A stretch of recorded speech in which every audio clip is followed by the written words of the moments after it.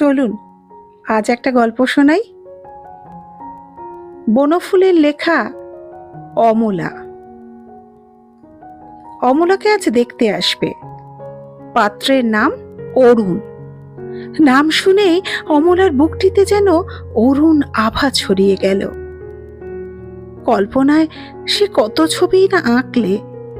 সুন্দর সুশ্রী, যুবা, বলিষ্ঠ, মাথায় টেরি, গায়ে পাঞ্জাবি, সুন্দর সুপুরুষ। অরুণের ভাই বরুণ তাকে দেখতে এলো। সে তাকে আড়াল থেকে দেখে ভাবলে, আমার ঠাকুরপো।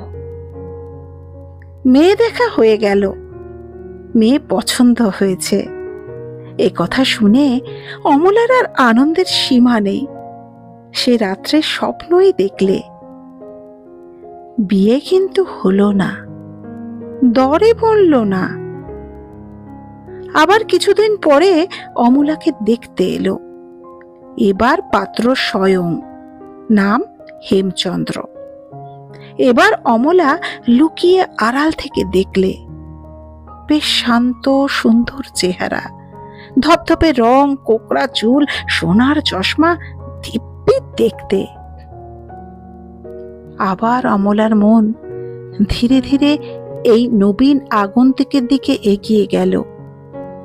ভাবলে, কত কি ভাবলে। এবার দরে বলল, কিন্তু মেয়ে পছন্দ হলো না। অবশেষে মেয়েও পছন্দ হলো, দরেও বলল, বিয়েও হলো। পাত্র বিশ্বেশ্বর বাবু, মোটা কালো গোলগাল হৃষ্টপুষ্ট ভদ্রলোক, বিয়ে পাশ, সদাগরি অফিসে চাকরি করেন। অমলার সঙ্গে যখন তার শুভদৃষ্টি হলো, তখন কি জানি কেমন একটা মায়ায় অমলার সারা বুক ভরে গেল।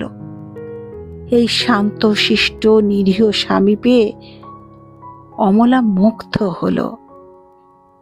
অমলা সুখেই আছে। কেমন লাগলো আমার গল্প পাঠ? যদি ভালো লেগে থাকে বলবেন, তাহলে আবার আসবো।